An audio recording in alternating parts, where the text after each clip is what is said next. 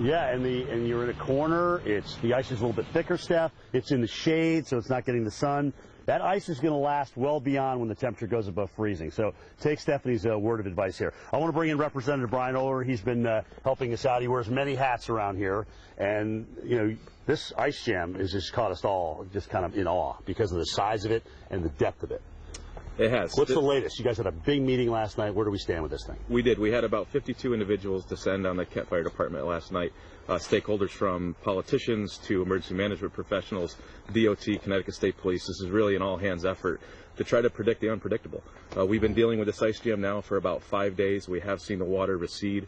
The ice is starting to cave in on itself. Yes. But we're hoping for some sustainable temperatures in the mid-40s with a little bit of rain on Monday. Hopefully it's enough to move this south. But you had a hydrologist here from the Weather Service in Albany.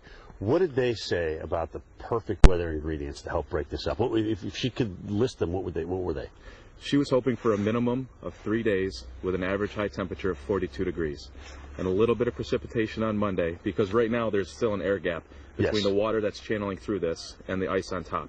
We need to bring the water volume back up to a level that it can start breaking itself back up, but not all at once. We still need this to break into smaller pieces because our neighbors to the south in New Milford are just as concerned. So she said 42 degrees on an average of 3 days. Average high, yes. We may actually have more than that. Yes. Yeah.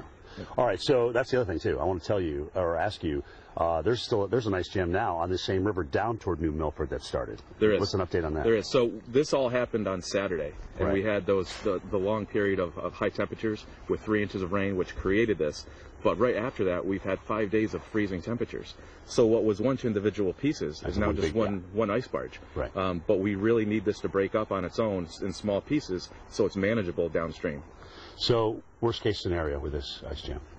Worst case scenario, we're in the middle of January. The thaw doesn't happen until the end of March, early April. We could be stuck with this for another 2 months. We don't want that to happen. Hopefully in the next week or so, Mother Nature takes her course that starts headed south. What's the latest on Route 7?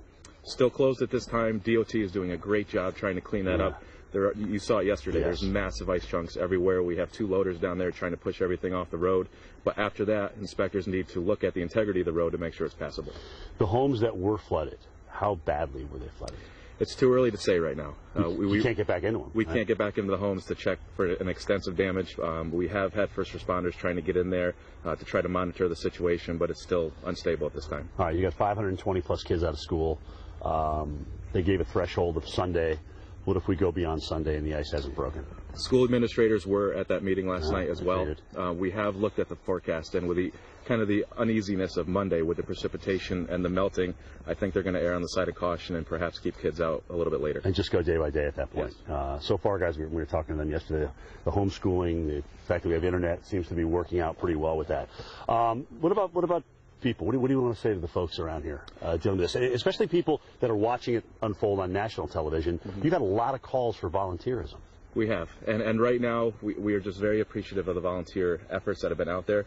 We're okay as far as manpower. We've pulled a number of resources from surrounding communities, but everyone's been so patient and understanding.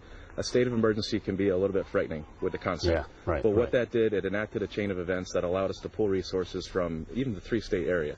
But we just want to remind people that Kent is open for business. Don't be afraid to come to the center of Kent. There's no flash flood warning. Everything is fairly accessible. But just to heed the caution of first responders if and when we need to move people. All right, Representative Brian Ohler, thank you very much for talking to us this morning. Just great information. Great guy, too. I'm telling you, you should see what he can do with the tire in case you get a flat, but that's another story. Guys, much more to come here from the banks of the Housatonic. We'll be right back.